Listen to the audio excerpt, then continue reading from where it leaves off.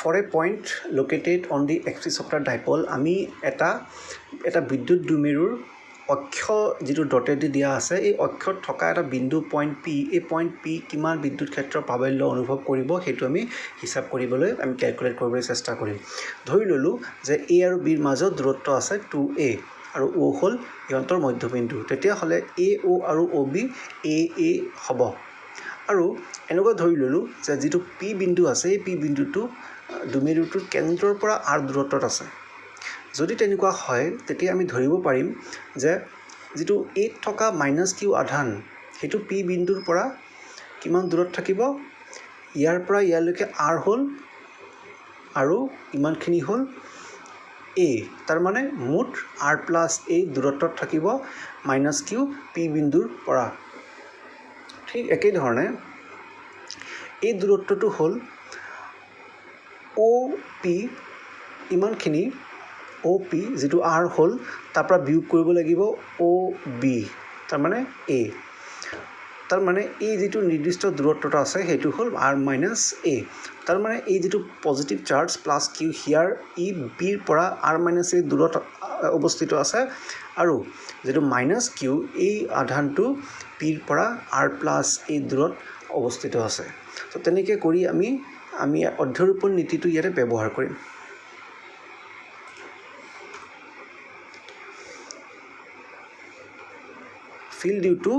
field at p due to -q ঠিক আগৰ ধৰণে কৈছো মই -q p পৰা কিমান দূৰত আছে r + a কিন্তু আমাৰ তাত ফৰ্মুলা আছিলে যে যিকোনো এটা যদি বিন্দুসম আধান থাকে তাৰ পৰা এটা নিৰ্দিষ্ট দূৰত r দূৰত্বত যদি বস্তু এটা থাকে বা বিন্দু এটা থাকে তাৰ ওপৰত বিদ্যুৎ ক্ষেত্ৰৰ প্ৰাবল্য হ'ব 1/4πε0 q/r² ওকে এইটো ক্ষেত্ৰৰ ডিসটেন্সটো কিমান r + a তো সেই কাৰণে আমি r ৰ ঠাইত আমি কি লিখিম r + a লিখিম electric field at p due to -q হ'ব e - q = 1/4πε0 চাৰ্জৰ ভ্যালুটো by r + a whole square dot p cap to কি কাৰণত দিয়া হল a ৰ পৰা b মানে -q ৰ পৰা +q ৰ ফালে p ভেক্টৰৰ ডাইৰেকশন থাকে p ভেক্টৰ মানে হল বিদ্যুৎ দ্বিমেৰু ভ্ৰামক বা ডাইপল মোমেন্ট ভেক্টৰ ডাইৰেকশনটো -q ৰ পৰা +q লৈকে থাকিব এতিয়া -q হল নিগেটিভ চাৰ্জ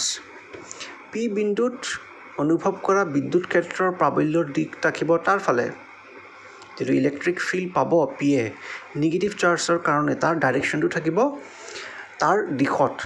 -q দিশত তাৰ মানে আমি চাব গলে এইটো বাওফালে থাকিব আমাৰ কিন্তু এই p ভেক্টৰ যেটো স্মল p ভেক্টৰ যেটো ডাইপল মোমেন্ট বা ভ্ৰামকৰ যেটো দিশ যেটো আমি ভ্ৰামক বুলি ক'ব পাৰো ভ্ৰামকৰ দিশ কোৰ পৰা ক'লে থাকে -q ৰ পৰা +q লৈকে তাৰ মানে আমাৰ সোঁফালে বিদ্যুৎ ক্ষেত্ৰটো আমাৰ বাওফালে আছে আৰু p ডাইৰেকশনটো আমাৰ সোঁফালে আছে দুয়োটা বিপৰীতমুখী সেই কাৰণে হেতু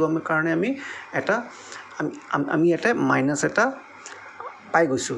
তাৰমানে এনেকৈ লিখিব পাৰিম -1/4πε0 q/r + a whole square dot p cap এই p capটোৱে বুজাইছে যে বিদ্যুৎ ক্ষেত্ৰৰ প্ৰাবল্য ই -q p capৰ দিশত আছে কিন্তু মাইনাস থকাৰ কাৰণে তাৰ মানে p capৰ বিপৰীত দিশত আছে এই কথাটো অলপমান ভালকে চিন্তা কৰিলে বুজিব পৰা যাব next hall field at p due to +q তাৰমানে যেটো পজিটিভ চাৰ্জ আছে সেই পজিটিভ চাৰ্জৰ কাৰণে ইয়াৰ ওপৰত কিমান ইলেক্ট্ৰিক ফিল্ড হ'ব পজিটিভ চাৰ্জৰ পৰা ইলেক্ট্ৰিক ফিল্ড বাহিৰৰ ফালে ওলাই গৈছে আৰু এইফালে আমাৰ p cap আছে আৰু ডিসটেন্সটো কিমান হ'ব অলপ আগতে গম পাইছো r - a তো এই ফৰ্মুলাটোত বহালে e = 1/4πε0 + q/r - a whole square dot p cap ইয়াত কোনো মাইনাস অহা নাই এখিনতে কাৰণ এইটো প্লাস হ'ব একেই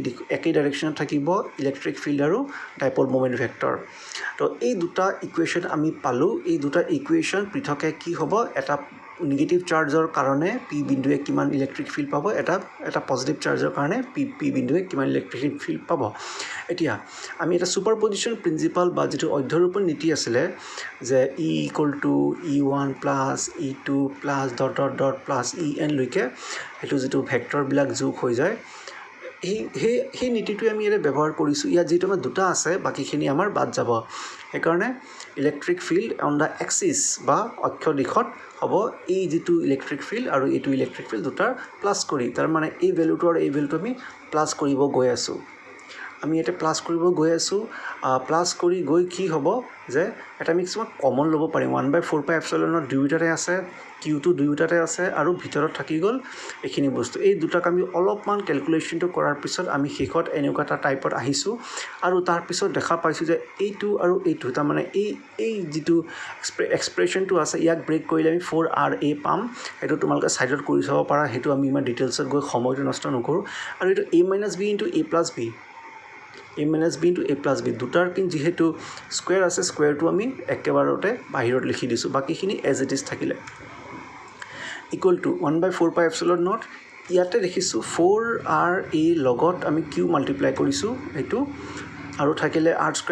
A² ডট পি কেপ যেনেকৈ আছিলে তেনেকৈ ৰাখিলোঁ এতিয়া ইয়াত অলপমান আমি এডজাষ্টমেণ্ট কৰিব লাগিব আৰু 4ৰ ঠাইত 2 × 2 লিখিছোঁ AQ থাকিলে আৰু R থাকিলে এতিয়া 2AQ মানে কি হয় 2AQ মানে হ'ল ডাইপল মমেণ্ট তাৰমানে পি ভেক্টৰ হ'ল 2AQ আৰু তাৰ ভেলুটো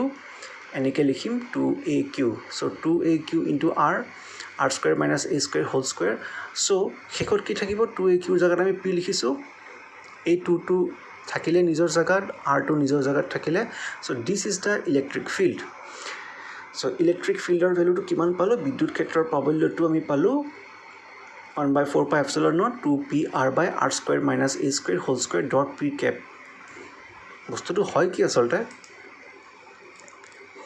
যে এই যিটো আমাৰ বিদ্যুৎ দুমেৰু আছে বিদ্যুৎ দুমেৰুটোৰ অক্ষত এটা বিন্দু আছে পি কেপিটেল পি এই পি বিন্দুৱে কিমান বিদ্যুৎ ক্ষেত্ৰৰ প্ৰাবল্য অনুভৱ কৰিব সেইটো আমি হিচাপ কৰি উলিয়ালোঁ আৰু শেষত এইটো ইকুৱেশ্যন পালোঁ শেষত